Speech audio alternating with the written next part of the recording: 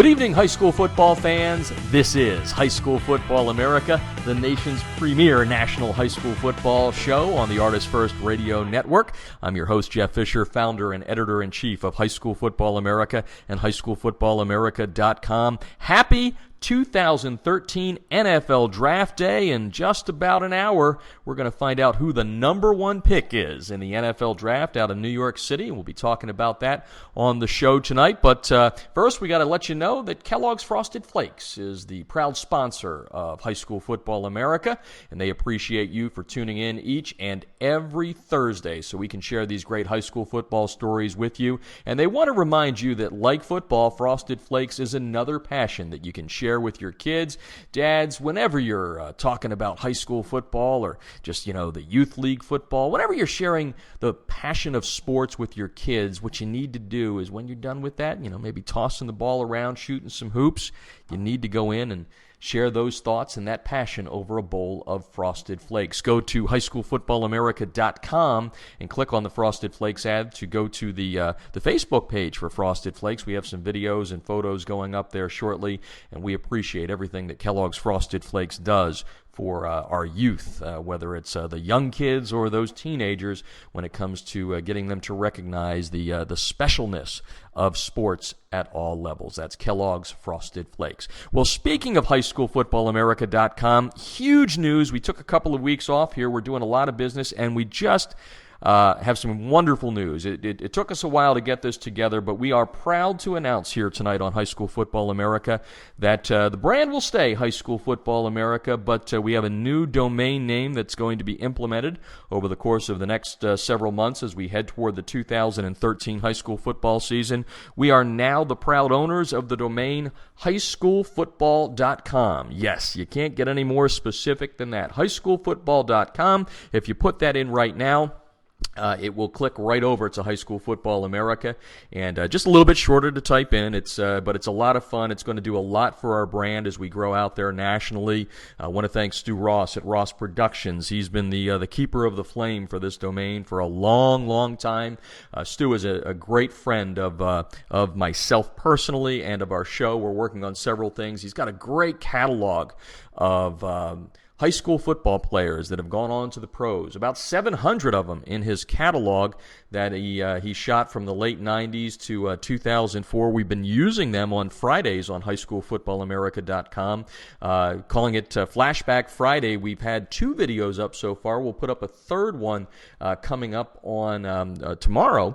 And the first one we did was Carson Palmer from Southern California, played at Santa Margarita High School. Of course, he's the Arizona Cardinals quarterback right now, and we had a video of him back in his playing days at Santa Margarita High School, courtesy of Stu Ross. And then last week, Tom Brady.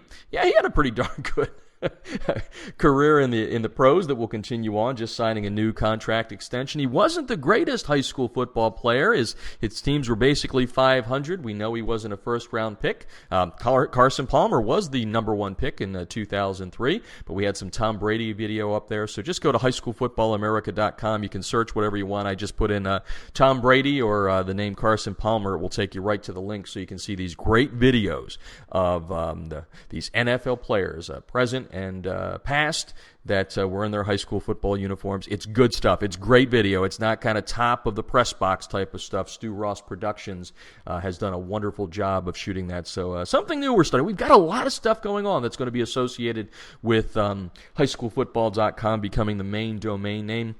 We have a Throwback Thursday. We're looking for people around the country to send in some of those black and white photos. I just love seeing that stuff. And today I posted a story on First and Fisher, which is my column, which you can go to by just clicking down on the news tab, and found some photos from Lawrence, Kansas in 1960, shot by Life magazine, showing the Lawrence Lions in the middle of a 45-game win streak. And these black and white photos are just awesome. So if you're a listener of the show and you've got some cool stuff, please, if you own the copyright to it, feel free to email them to us. We'll give you credit for it. Give us a little bit of a background on the photo so we can share that with our readers. A lot of fun stuff going on here as we build up for the 2013 high school football season. We're not that far away. We've got spring camp camp going on around the country, starting here in California, Southern California, where we are based now. And, of course, we will be on KLAC AM 570 Fox Sports LA starting in August. So, LA, Orange County people, we will have a bigger and better show for you this year. And speaking of Southern California, two great guests on the show tonight.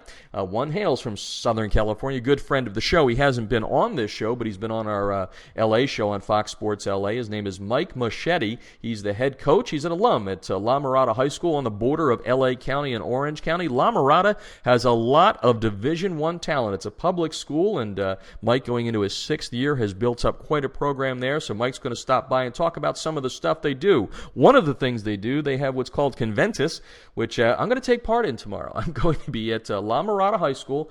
They close the doors at 5:30 a.m. And over the last couple of weeks on Monday, Wednesday, and Friday, they've had over 100 players in the house working out, getting ready for what should be a special season for La Mirada, the Matadors, and Mike Moschetti, who played quarterback at the University of Colorado, an undersized guy, but got it done.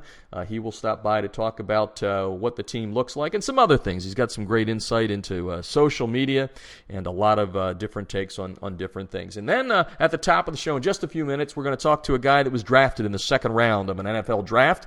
His name, Ricky Waters. He's retired. Ricky played for several teams during a 10-year career. The only one of 2 players to rush for 1,000 yards with 3 different teams. He is I believe, a future Hall of Famer. He had a great career with nearly 15,000 yards in total offense, rushing the ball for over 10,000 and catching over 4,200 yards in passes. Ricky Waters is the new head coach at Oak Ridge High School in Florida, outside of Orlando, and Ricky will stop by. Got to meet him about a month ago at the Maxwell Football Club Awards, and Ricky really all about helping young kids. He had a tough upbringing, and football helped him, and Ricky's going to share his thoughts on becoming a high school football coach. We'll also talk to him about whether he thinks he should be in the Hall of Fame. I personally do think that. Again, happy NFL Draft Day. Getting ready to, after we wrap up the show, turn on the TV, watch ESPN, and see who the number ones are across the board, and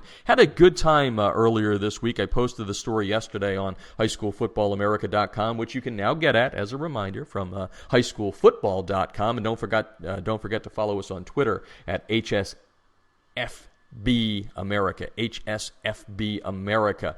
Posted this story, and basically what I did was I wanted to see, who all the number ones have been over the course of since 1936, the first NFL draft, and where they played their high school ball. As I said at the top, we've got a number one coming up here in just a little bit. It appears it's a foregone conclusion that Texas A&M's Luke Joeckel, the offensive tackle for the Aggies, will be the number one pick. He played his high school ball at Arlington High School in Texas. If he is the number one, he will become the 3rd Texan in the last 5 years to go with a number one selection. But this story that's on First and Fisher is really, really good. It goes all the way back to 1936, the date of the first NFL draft. Jay Berwanger of Dubuque High School in Dubuque, Iowa, was the first number one drafted by the Philadelphia Eagles. But it's a very interesting story because Berwanger never played an NFL game. Right, he was the number one pick, but never played in the NFL. And the reason for that is the Eagles drafted Berwanger, but they didn't think they could ever sign the Heisman Trophy winner. And by the way, he was also the first ever Heisman Trophy winner. Back then, the Heisman Trophy was called the Downtown Athletic Club Trophy. But after graduating from the University of Chicago, which no longer plays football, the Eagles drafted him, knew they couldn't, sign him, so they traded his rights to the Bears. Now, Berwanger, who was a great all-around athlete in high school at Dubuque, he was on the wrestling team and the track and field team. He wanted to try out to keep his amateur status for the 1936 Summer Games. He was trying to become a decathlete. He did not get it, so when he wasn't able to make the Olympic team, he goes to the bargaining table with the Bears owner, George Halas. We all have heard the stories of how tough George Halas was, and the two couldn't come to terms, so Berwanger, instead of going into the NFL, did what they did back in the 30s. took a job at a Chicago rubber company, and then he became a part-time coach at the University of Chicago. So quite a story about the number one, and you can read this story at highschoolfootballamerica.com or highschoolfootball.com in First and Fisher, which is my column. You can find it under the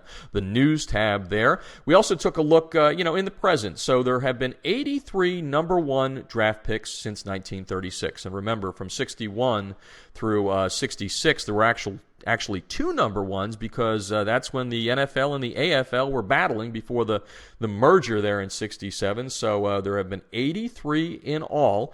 And if you take a look at it from a state-by-state perspective, Texas may get number 13 coming up tonight. Right now, Texas has had a dozen former number ones since the draft began back in 1936. California one step behind Texas for now with 11 number ones. And next in the state-by-state battle, Alabama, Louisiana, and Ohio have 5 each. New York and Oklahoma have 4 number ones, and Georgia, Indiana, Massachusetts, Pennsylvania, and Virginia have 3 former top picks. As I said, in all, 83 number ones since the draft began. 27 different states have had number one picks. Overall, Thomas Jefferson in San Antonio, Texas, and Isidore Newman in New Orleans, they win the battle for schools with 2 former number ones each. Of course, I guess everyone knows that the Manning family, the first family of Newman High School in New Orleans, are 2 of their draft picks. But many don't know that Thomas Jefferson in San Antonio has had 2 number ones.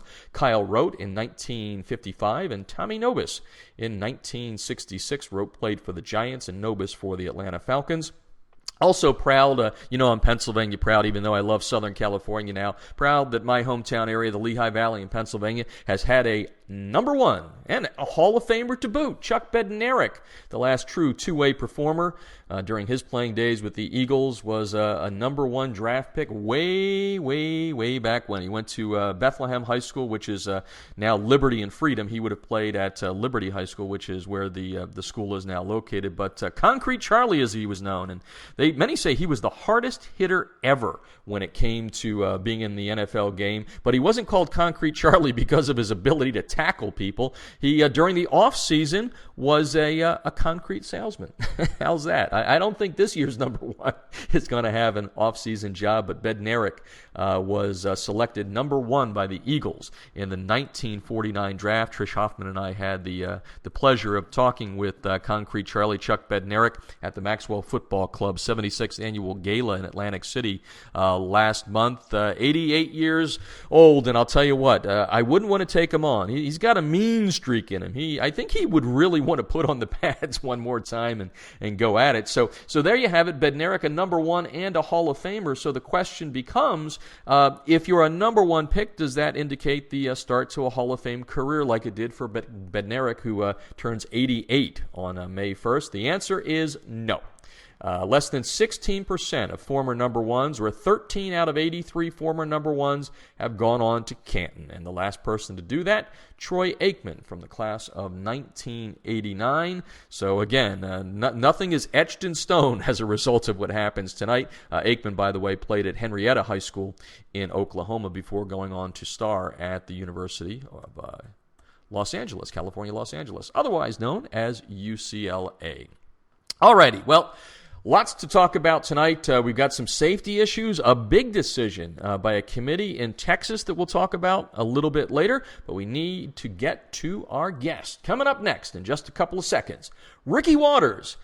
This guy's done some special things. He has won an NCAA championship at Notre Dame and a Super Bowl ring with the 49ers, and he now brings all of that experience and 10,000 yards rushing to the high school game. He's a new high school football coach in Florida, Oak Ridge High School in Orlando. Ricky Watters, when we come back. You're listening to High School Football America.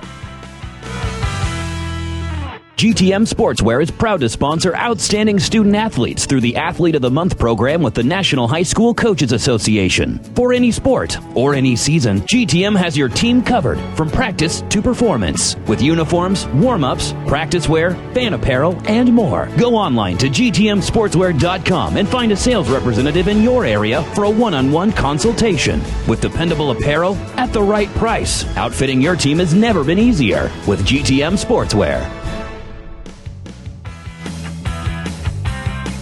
This portion of High School Football America brought to you by Kellogg's Frosted Flakes, reminding you to share what you love with who you loved.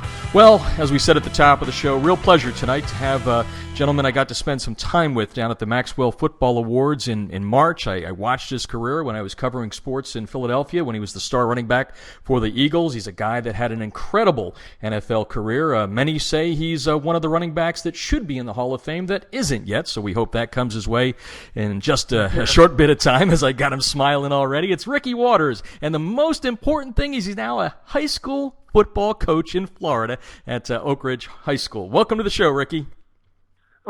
Thank you for having me, Jeff. Well, it's a pleasure to have you here, and as I said to the listeners at the top when I was giving a little introduction to you, I really enjoyed spending time with you and getting to know the real Ricky Waters, the guy that's out there helping at-risk kids in Florida, and you've been doing that really throughout your career, trying to help kids, and now you're a high school football coach. So give us a little bit of a background. How did you go from a Hall of Famer to be, because I'm going to be positive about this, to a high school football coach? Yeah, I think so too. But it was kind of a smooth transition for me, really. It's kind of I think I believe in a higher power. I believe that God has a plan for me, and I believe that this is part of the plan. Like you said, it's something that I've always done. I love kids. I appreciate them and what they go through, and I know obviously I was a kid as well, and the things that I went through and had to deal with. It's kind of a easy thing for me to show them by them learning through me, put it that way, so that they don't have to do all the things that I did or make all the mistakes that I made.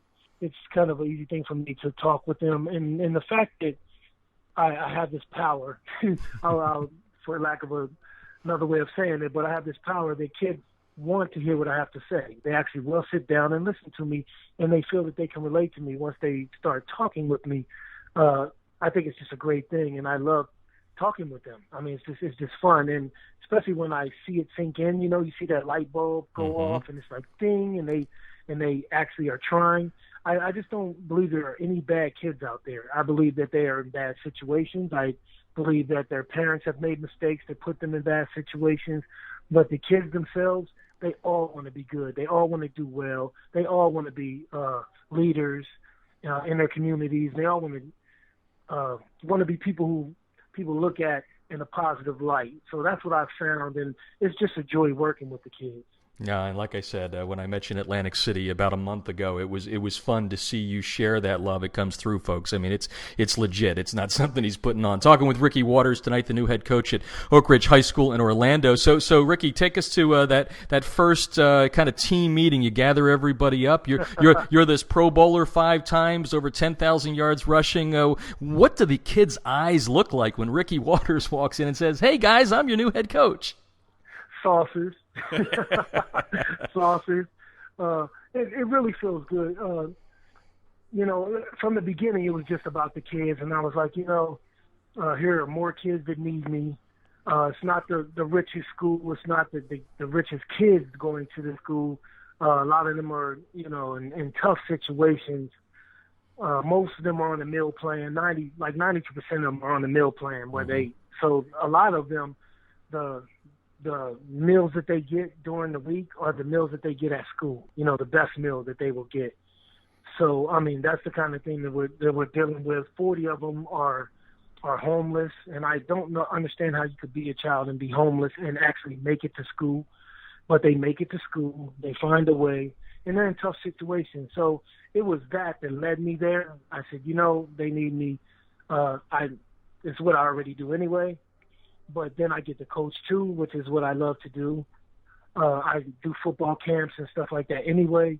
But this is something for the first time, being a head coach at a high school is just great. And it feels better each time I go. Like you said, I went there, the saucers, the eyes are like saucers. They're looking at me. They're just like ready to go. They're listening to, and you could tell they're hanging on every word I say. I'm walking around the campus. They're following me. I'm like, you guys got to get to class because they have to get to class, but they're trying to follow me and hang out with me. And the girls that are there, they all want to be trainers now. They want to be managers on the team. They're all telling me, I'd be a good one. good manager or a good trainer, and they want to be a part of it. So it's electric there. It's the feeling is just so amazing. All the teachers have told me that I have anything I need from them. The faculty, everyone is like unanimous that they are so happy that I'm there. They know I'm going to bring a lot to the table. No one's even talking about winning football games. That's what I feel like is the great part of it. Everyone realizes the real reason is the kids and helping to build a program and helping to make the school a better place for kids to go. And so that's the main objective. And, of course, I'm a competitor. I'm a winner. I like to win. I expect to win. And I want to build a program that's a winning program. And already I have so many people who have called me and not just congratulate me, but letting me know that they're coaches, that they would like to be on my coaching staff. Coaches from other schools now are talking about, man, if you need a coach, they want to come. And then now players from other schools have come up to me, and their parents and stuff are saying, we might think about going to Oak Ridge, because that was a school that people were staying away from. And even people who lived in the district were finding a way to go to other schools that had better programs and what they felt like were a better school. They have a brand new school. They built it up. They're building a new sports facility out there. It's going to be beautiful when it's done. It's supposed to be later on this year, so a lot of our earlier games will be away. But that's fine. We'll be road tested, and we'll become road warriors. Like I told them, we'll be road warriors, and that's okay, because we're going to learn how to work together. We're going to learn how to bond as a team. And a lot of the coaches that are there, they're worried about, and rightfully so, a new coach coming in. And like I said, a lot of coaches from other schools want to coach with me, so those guys are worried about it. But I let them know, you're going to be here for a year. I'm not going to just, come in and shake everything up, because I want a smooth transition for the kids, really, is what it's all about. And at the same time, I want to get to know these guys, because they might be great coaches. I don't even know. So I'm not trying to come shake things up, but of course I want to put my imprint on things, and I want it to be a smooth transition for the kids so that they can not be shook up too much. So I told guys, don't worry about it. Your job's not on the line or anything like that, when I first come, but you will have to compete.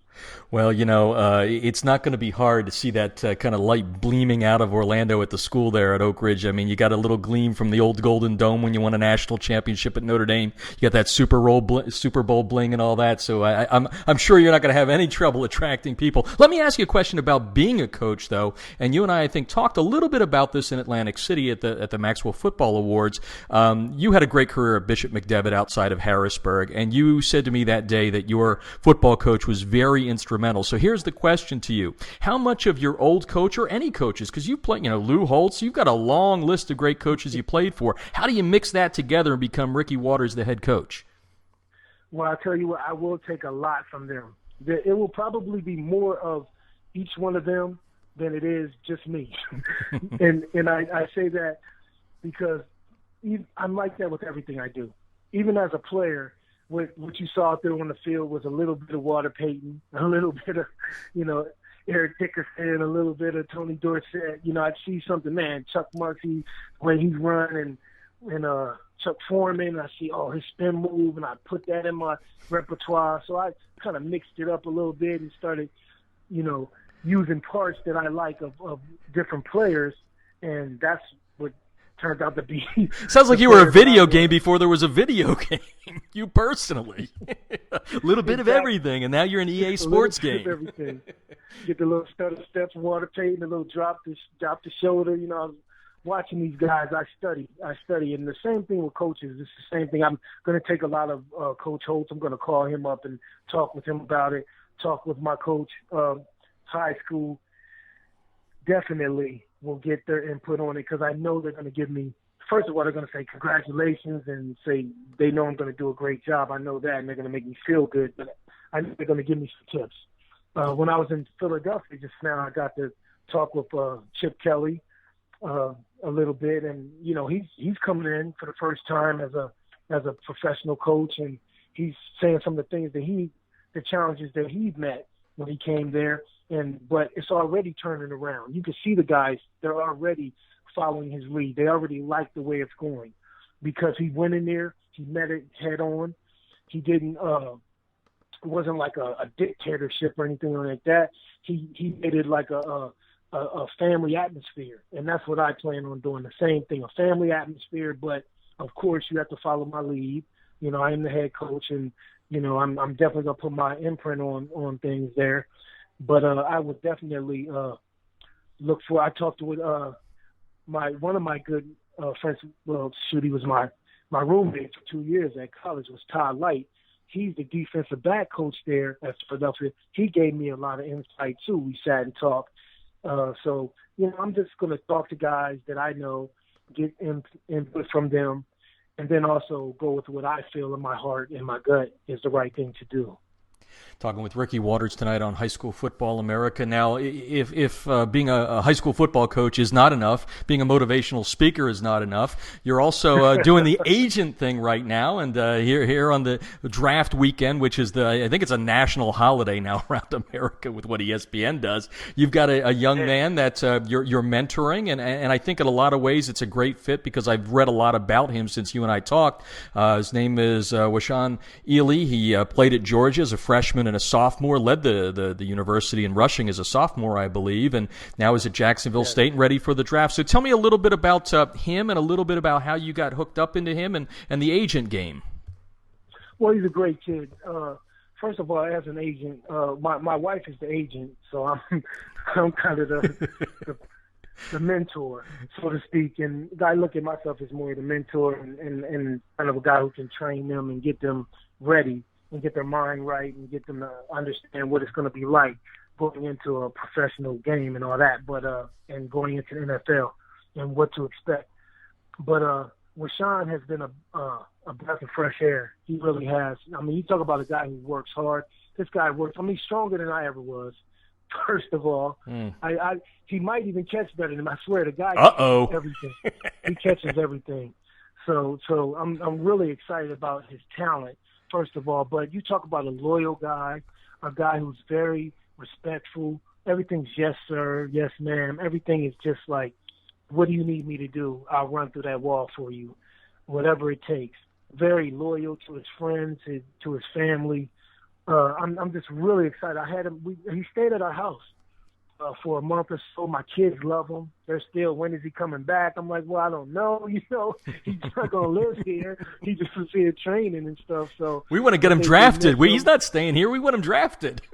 Exactly. We want him to get drafted. Maybe we can go visit him and go watch his games and stuff. But he's a breath of fresh air. He really is. And like I said, we talk all the time, of course, because, you know, I want to keep him up and keep him ready, because the fact that he went to a smaller school is kind of plays a part, and that they don't know exactly. They're like, God, they know he has the talent and everything, but it's not like he did it for 4 years or whatever against Alabama and against the teams that obviously are in the SEC, who are some of the best teams.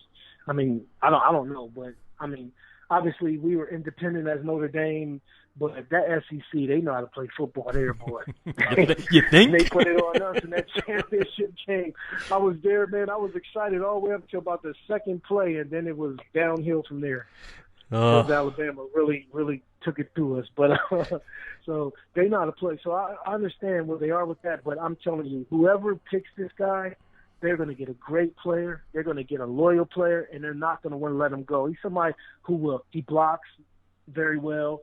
He will play special teams. He's not a me guy. He's not a guy who's like just has to be the guy and everything. He's just going to be a hard worker. So I can't say enough, good things about him. So I'm very excited about his possibility and definitely hope that his name gets called. Well, you and your wife probably make a good team on that, and I think maybe there's some magic in the air on that. Before we let you go, I got another question I want to ask you. We get a lot of coaches and players that listen to the show. There's a lot of stuff on social media right now. A lot of coaches ask me, my guy's saying something bad on social media, and of course you've gone through the for who, for what, and we all know when back in the day that was not the quote. There was a little trick editing there by these dumb media people like myself that caused that to happen. But my question is this to a young man man, and it's sort of like what you're going through with Washawn, who had some problems and all that. So let's just say you've had some issues. Now you stand in front of a guy that's been through a lot. What's the first thing you tell a young man, whether it's Washawn or a high school athlete that's had some difficulties, maybe comes from a broken home, or just done some dumb stuff as we all do as teenagers? What are some of the kind of nuggets you give them? If I could first say that we also have a quarterback, Derek Carr. I just want to make sure I put that out now there. Get them all on there. Yeah, because he has a big arm. He played for small school too, Tennessee Martin, but he put up big numbers, and we're really excited about him too. Great kid. The same thing, I would say all the same things about him. Worked really hard, does everything I asked him to do. But to answer your question, I would tell him very simply, I made a mistake. If you made a mistake, everyone is human. No one is perfect. It is fine to make mistakes. You will make mistakes. We all will make mistakes. But the best thing is to own up to that mistake and say, I made a mistake. I learned from that mistake, and this is the person that I am today because of that mistake. Because most of the time, that's the situation. Like with Sean, the situation is he's a great kid right now. And I don't know what he was like at Georgia, but I can imagine if you were a starter as a freshman at Georgia and as a sophomore at Georgia, and you're playing like he was playing, you might tend to get a nice head on your shoulders, So I can imagine that. But right now, he doesn't have that. And I think it's because he learned from those mistakes. And that's the whole thing. As long as you learn from the mistakes that you make, you will say some things that you might want to take back or wish you could take back. You might have done some things that you wish you could take back. But the whole thing is, that's a learning experience. As long as you chalk it up to, I learned something from it, I become better from it, and then teach somebody else who might be going through the same thing or could possibly go through that. I think that's the way to approach it, and everything's fine. No one is going to look at you like, I can't believe you did. I keep talking about it. I can't believe you did that when you were like 15 or when you were 20 or whatever. Man, these guys are kids, and you're going to make mistakes. But that's fine. But you have to own it. The thing that can really knock you, I would say, is if you don't learn from it, because then it didn't do anything. There was nothing good that can come out of it if you haven't learned from it. Talking with Ricky Waters. One more question for you, Ricky. It should mention to the listeners, why is Ricky on the show? He's a high school football coach now, but I want to go back to the first thing that I brought up, which is I believe, after watching you in person for your years in Philadelphia, a great 10-year career, over 10,000 yards rushing. You caught the ball pretty darn well, over 4,200 yards. Only two NFL backs have ever rushed for 1,000 yards with three different teams. You got a Super Bowl ring, a championship ring at Notre Dame. When the Hall comes calling, because I believe that will happen, what will that mean to you personally? Well, it will be a legacy that I can pass down to my kids, really. That's what I look at it. I know I had a great career. I am very happy and very proud of the career that I had and the way I played the game and the way I approached it. And I know that I cared every time I was out there on the field. I wanted to do my best, and that's what I did. I think it's coming. So, I mean, whether they, someone put me in there or that's something that I can't control. I believe I'll be in there someday, but even now, I'm very happy and I'm very proud of my accomplishments, and I'm very proud of what I was able to do. And what I'm doing now afterwards is even more amazing to me and even just as gratifying. I believe that. As I said, listeners, I sat with him for about 2 hours, and it was just all about kids and helping kids and making life better for kids. And Ricky, really, really appreciate your time. I look forward to a long and healthy friendship here, and we wish you nothing but the best at Oak Ridge. And you're always welcome to come on here and promote the program, the school, the kids, whoever you're going to have drafted coming up, whatever it is, we'll do for you. Thanks a lot, Ricky. I appreciate that too. You're very welcome. Okay, take care. Ricky Waters, taking a break. When we come back, we're heading out to Southern California here. Mike Moschetti, he's got 3 D1 kids, a little public school that makes big news in Southern California. That story more when we come back. GTM Sportswear is proud to sponsor outstanding student athletes through the Athlete of the Month program with the National High School Coaches Association. For any sport or any season, GTM has your team covered from practice to performance with uniforms, warm-ups, practice wear, fan apparel, and more. Go online to gtmsportswear.com and find a sales representative in your area for a one-on-one consultation. With dependable apparel at the right price, outfitting your team has never been easier with GTM Sportswear.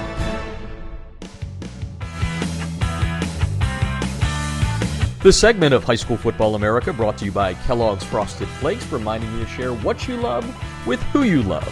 Well, regular listeners of the show know that we moved from Chicago to Southern California last year, brought High School Football America to Fox Sports LA, and along the way I've got to meet a lot of great coaches. I always brag about Pennsylvania. I'm Pennsylvania proud, but I'm now SoCal proud, and one of the first guys I met when I was out here, Mike Moschetti, the head coach at Mirada High School in Los Angeles, and we have him on the line right now, a big program, up-and-coming program that he's built, a lot of talent on the team this year. We're going to have a long, wide-ranging conversation with lots of good information. Welcome to the show, Mike.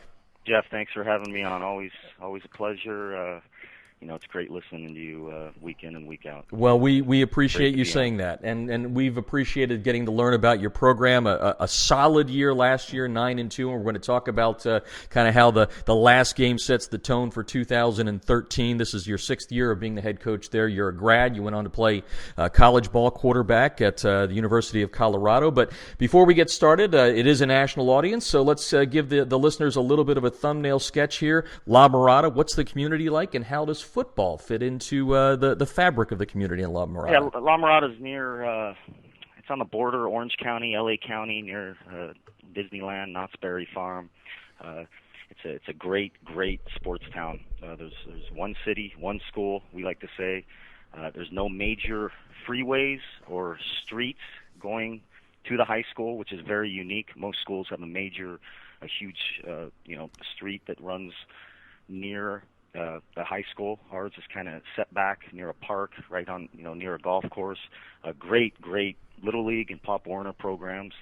A great tradition of youth sports in the city of La Mirada, and we have great support. We have great crowds, and the community really supports football, baseball, basketball. It is a great setting. I've been there, a large stadium. Let's get into what I mentioned at the top, which is the tone for 2013 was set in 2012. You guys went 9-1 during the regular season. You won your league. You had a top seed in the CIF Southern Section playoffs, and things are cracking along pretty well. Not many problems there, and all of a sudden you get upset in the playoffs. So let's kind of take the clock back a little bit and say how that very kind of surprising defeat, it was an upset, kind of set the tone for what you're doing now as you move forward.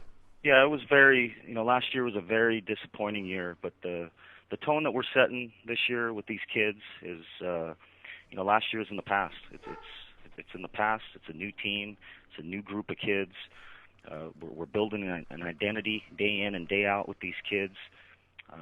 We're not focused on the past, although it's part of the process that we like to talk about. What we went through last year is going to make our coaching staff, our school, our players stronger and tougher. But one thing that I did learn from last year is we got outcoached. And as a coaching staff, I don't claim to have all the answers. I'm constantly researching things and trying to learn. And we got thumped in the second round of the playoffs. So the kids have, they've bought in. One of our goals, though, is to not talk about last year. There's some things that we're talking about with the kids, and things we won't talk about. We're not going to talk about CIF championships. We're not going to talk about the playoffs. We're not going to talk about rings, our schedule, the next game, last year, tomorrow. It's nobody's year, where we're ranked. All we're focused on is the journey and not the destination. We're focused on the process, not the outcome, and getting better each day in the weight room, on the field, most importantly in the classroom, and that's our mindset right now. And we're going to talk with Mike Moschetti about some of the programs he's implementing right on down to social media. One of the reasons, Mike, that there is sort of a bullseye from people like myself and the media here is you've got a lot of talent on this team, D1 talent, and we'll get to those kids by name. But, let's talk about the process right now. I know tomorrow morning, Friday morning, I'm going to have to get my butt up out of bed at 4 o'clock in the morning to go and see what you're doing at 5:30 on campus. Tell the people a little bit about the early bird gets the worm, I guess is the best way to put it. Yeah, it's something, we call it conventus. Conventus is a Latin word, and the meaning is coming together. Monday, Wednesdays, and Fridays, 5:30 a.m., we're in the gym, the basketball gym, and we shut the doors. And the kids go through an hour of mental and physical toughness. It's something that, it's going to bring you together. It's going to weed out the kids that aren't going to do the right things, aren't going to show up on time. But what we've learned is it's turned into a great culture here. Our numbers are way up. Last year, I believe, we had 90 kids at Conventus. This year, we have over 125. Wow. Nobody's missing. They're excited, and there's a buzz, in the community, at the school, and it's a great thing. All it does is teach, mental, physical, and great discipline and toughness, and that's what you need.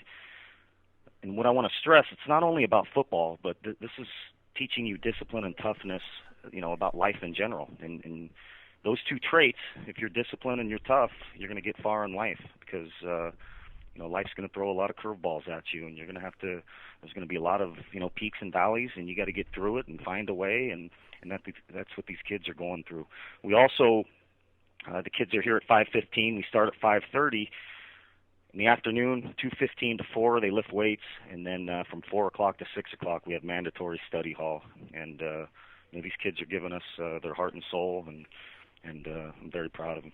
Talking with Mike Moschetti tonight, the head coach at La Mirada High School, as you heard at the top, on the border between L.A. County and Orange County. A lot of talent back, a lot of great things, but you don't do it on the field unless you do it during the preseason. What are you learning about the kids? You mentioned it's building things, but and this will probably be a good lead into your senior leadership and all that. What are these seniors doing, at 5:30 in the morning that's making you smile? And I'm not necessarily talking about, kind of the X's and O's or just the workout thing. What are you finding from the leadership standpoint from these kids? Well, what we've learned, in the 5 years that I've been here, when we first implemented this and started doing it, kids would miss. They'd have excuses. I was sick, my ankle hurts, whatever it is, this and that. Now, with these seniors, after going through it, and 2 years ago they were the young guys that were coming up.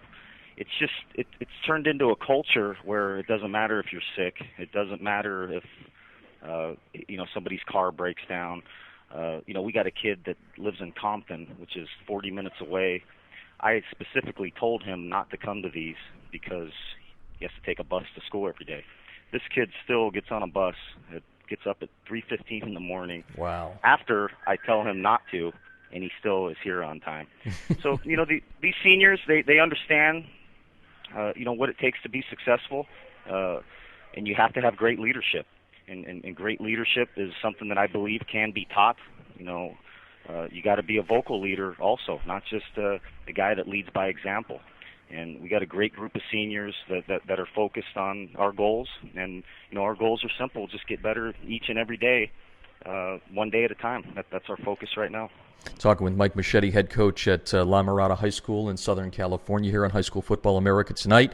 Mentioned that you've got some top-notch talent. You're big on Twitter and a lot of the recruiting sites out there. Guys, you're chatting about 3 specific kids, and you're getting some more now as a result of that. But let's kind of go kid by kid here. We've got Dallas Todd. He's already wide receiver, already made his verbal to Oklahoma. Tell me a little bit about him and his development and what type of ball player he is. Yeah, Dallas, he's a kid that was very raw. He's only played 2 years of football. He's around 6'4.5", weighs about 210. I believe he's had 31 or so scholarship offers. The sky's the limit for him. He's a big body kid that has great speed. Some recruiting services have him as, the number one wide receiver on the West Coast. I don't like to get into that, but he's a very humble kid. He's grateful.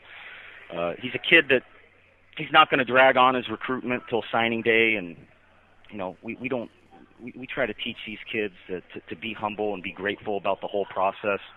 He's not going to sit down at a table and have 10 hats and make a big deal about it.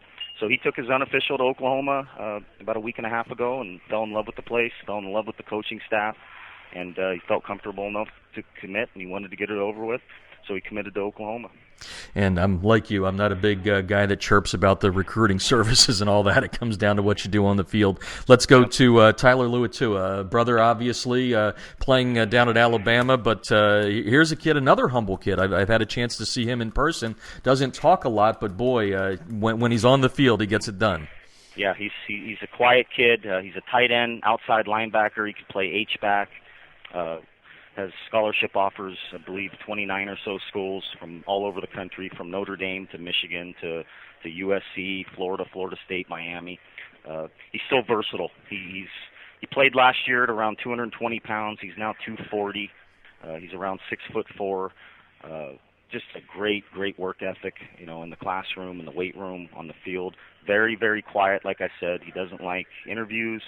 He doesn't like the whole aspect of recruiting with coaches constantly calling and tweeting and emailing. But he's going to go through the whole process. He's going to, his brother is at Alabama. That does have a little bearing on his decision, but it's not going to be the ultimate decision. Isaac Luatua is an offensive lineman that I coached 2 years ago who signed with Alabama. Isaac wants Tyler to find a school that he's comfortable with, and Tyler's going through the process of trying to figure that out right now. And then we'll go back to the junior class, and the sky's the limit there too. A young man who's got quite a story, coming from Sweden. Yes, Sweden, the country, not Sweden, Texas, or someplace like that. His name is Kevin Dillman, and this will be his first year as your full-time quarterback. Tell me a little bit about Kevin and how good he is. Yeah, Kevin's a kid that came from Sweden. His dad was a foreign exchange student around 25 years ago at Mirada High School. Kevin's dream was to play college football, ultimately play in the NFL. He moved to a different country by himself as a freshman.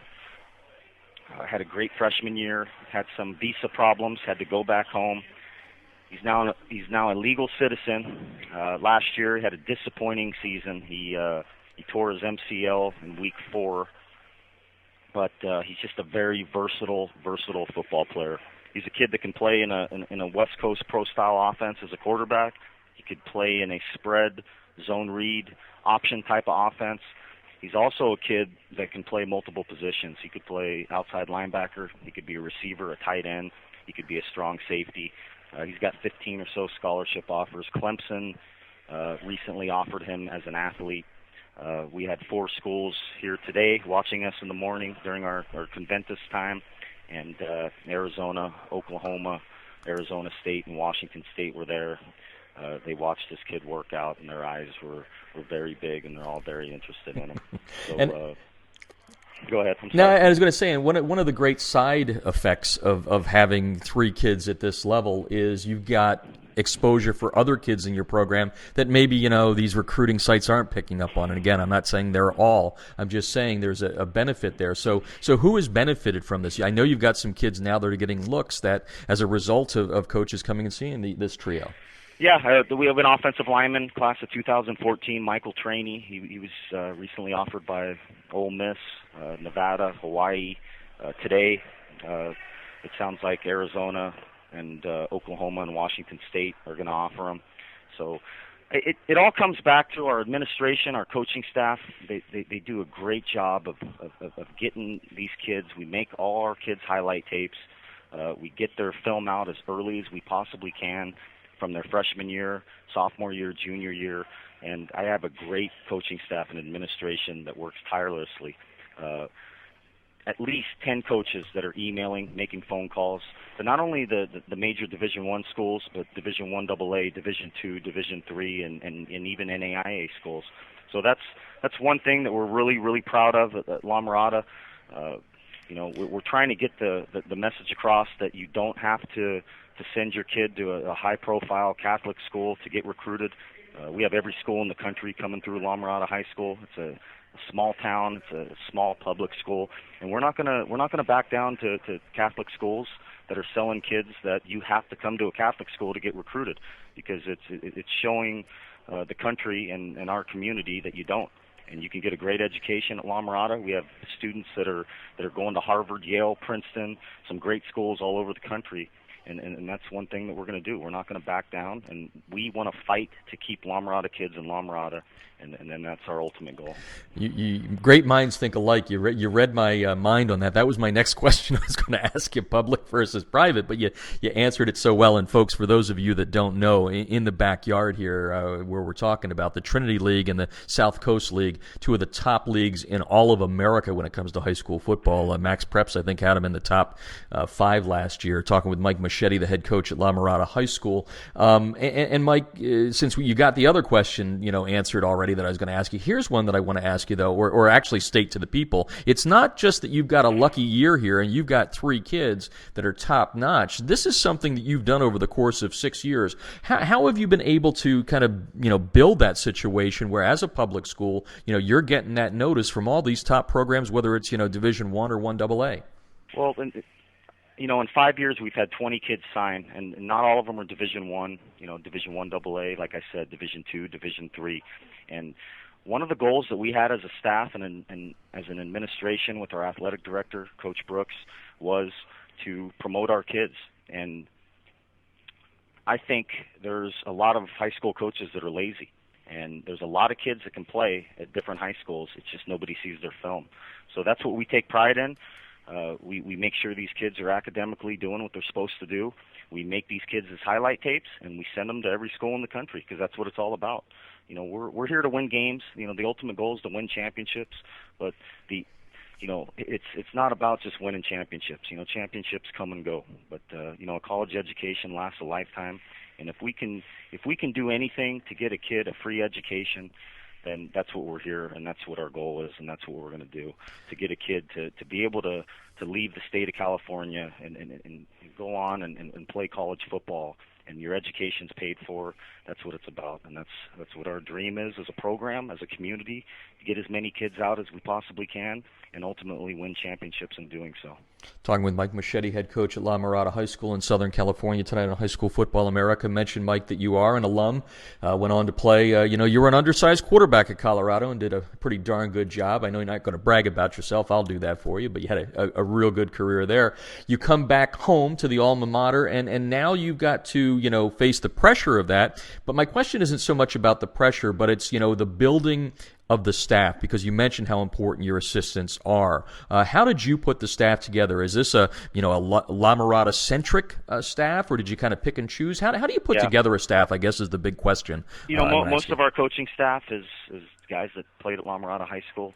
We're blessed to have a great coaching staff, guys that have played Division I football. Our offensive line coach, Mike Cardona, played at the University of Purdue. Our defensive backs coach, Cameron Carmona, played at the University of Hawaii. We have another offensive line coach, Mike Diaz, that played at University of Arizona. Eric Meyer, who's tearing it up in arena football with the Spokane Shock.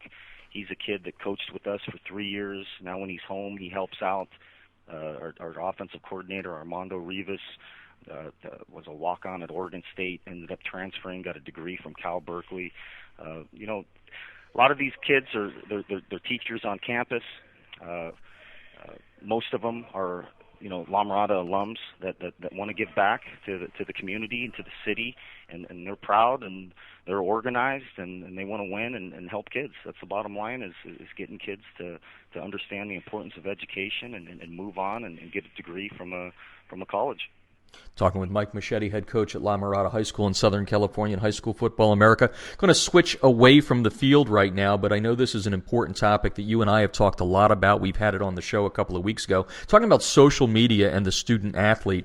And this year you've taken a very active approach to getting involved with your kids, and I'd love for you to share a little bit about what you're doing. You have your own Twitter account, but it's not just because you're trying to promote yourself or promote the program. There's a real reason why you did it. What is that reason? Well, number one reason is, we want to help these kids, and we want to promote them, and we are proud of our city and our school. What I've learned is over the years, what started this is a lot of these Catholic schools in the area were actively recruiting our players, making phone calls, sending their gophers to call our kids and their parents. And as a coaching staff and as a school in general, we got pissed off. And we said, you know what, enough is enough, and we're going to fight back. And one way to fight back is to get the word out, the positive things that these kids, our coaching staff, the administration, and the school is doing. And that's what we're trying to do. So when it comes, number one, for a recruiting aspect, it's very important to promote our players. We like to do that. Number two is we're trying to keep our kids in La Mirada, to stay in La Mirada, because like I said earlier in the show, you don't have to go to a private school to get recruited and to get a good education. And number three is, one of the most important aspects of this is I follow every single kid in the football program. I can see what they're doing. I can see what they're saying. We have all our coaches on social media also following our football players. And if something does go wrong, if they do something wrong or tweet about something that's not right, we immediately get on the phone, call their parents, call them in, let them know what's going on. And what I've learned is, in the past, when we first started, it was ugly. I mean, there was a lot of problems. We're trying to get these kids doing the right things. But it's gotten to the point where these kids they're all positive now. They're not saying and doing things that are stupid. And it's bringing us together. It's bringing the community together. It's bringing the families together. And that's what it's about. We have a saying that we like to say, we are one. And it's really, really been a positive impact on this community. Mike Moschetti, you're doing an awesome job there. We appreciate your friendship, and I'd like to say I look forward to getting up at 4 o'clock tomorrow morning, but I do look forward to seeing you and the kids, and continued success to you and your program. You're doing a great job, and we just appreciate your friendship. Just remember this, Jeff. You get to drive home and Lagoon and Miguel, and you get to put your feet up and have some wine and overlook the ocean. So you got that to look forward to. But thanks. I really appreciate you having me on, and it's still not good enough. It's not a finished product. What we're trying to build here, we can always do more, and we're going to fight and scratch and do everything we can. And there's going to be a lot of blood. There's going to be a lot of tears, but we're going to do everything we can to make these kids positive in society. No, and I know that comes straight from your heart. By the way, I do not drink at 9 o'clock in the morning. It's a little crazy right now. Maybe during football season I start at 9 in the morning, but no, we don't want to start any nasty rumors. Mike, thanks a lot, and again, we'll talk to you down the road. Okay, thanks, buddy. Take care. Very welcome. Mike Moschetti, head coach at La Mirada in sunny Southern California here. Coming down the home stretch here on High School Football America, brought to you by Kellogg's Frosted Flakes, reminding you to share what you love with who you love. Big news out of Texas. The days of full contact drills such as Bull in the Ring, the Oklahoma drill might be numbered. On Sunday, the University Interscholastic League's Medical Advisory Committee unanimously recommending limiting football programs to 90 minutes of full contact game speed practices per player per week during the regular season and playoffs. Now, this is being talked about around the country. Recommendation approved by the UIL Legislative Committee will now go before the full council in June. And if signed into effect, it will be, law. And it's a direct, probably, response to House Bill 887 in the Texas Assembly, filed by State Representative Eddie Lucio III, who we've had on the show here back on February the 7th. You can go back and listen to that interview that we had just by going to highschoolfootballamerica.com or artistfirst.com. Go into our archives. And since the inception of the Medical Advisory Committee in 2001, every recommendation from the group of doctors, trainers, and administrators has been approved by the UIL, so this may take effect. And to be honest with you, I've talked with a lot of coaches, and most coaches are saying because of the advancement of the passing game specifically in high-powered offenses, there is not as much hitting going on during the regular season, that full contact. It's more about execution, and I've been on numerous campuses, and I agree with this. I mean, it's all about getting the timing down and all that, so we'll have to follow that closely. Washington, the Interscholastic Association there, made some changes this week, too, trying to make practices safer. On Monday, they voted in favor of a new rule that allows a maximum of 20-team summer practices, with no more than 10 of those being full contact. Prior to Monday's vote, the association allowed teams to establish their own guidelines. And a little bit of fun going out here. We all know De La Salle's win streak probably never going to be broken at 151 straight. The Concord, California high school football program going to the big screen Screen. Variety reporting this week that filming began on a movie called When the Game Stands Tall. It's based on Neil Hayes' book that documented the rise of the Spartan program under head coach Bob Ladouceur, who of course retired at the end of this season. Jim Caviezel will portray Ladouceur in the film that's scheduled for release in the fall of 2014. The legendary coach retiring. Ladouceur retired with 399 victories and only 25 losses in an incredible career. Also in the film, Laura Dern playing Ladouceur's wife Bev, and Michael Chiklis, who will portray Ladouceur's assistant Terry Edson, and again will be released in 2014 in the fall, just in time for football season. Hopefully it's as good as Friday Night Lights, which I love. That's going to do it for tonight's show. Thanking Kellogg's Frosted Flakes for being our sponsor, reminding you to share what you love with who you love. I want to thank our guest, Ricky Waters, new head coach at Oak Ridge High School in Florida. Mike Moschetti at La Mirada. I will be up bright and early at 4 o'clock tomorrow to watch his practice here in Southern California. And I want to thank everybody for tuning in and making High School Football America the most successful national high school football show in the country. I want to thank Corey King back in Ohio for keeping the show running so smoothly. For now, this is Jeff Fisher saying good night and good sports, and enjoy the NFL Draft. This is High School Football America on the Artist First Radio Network.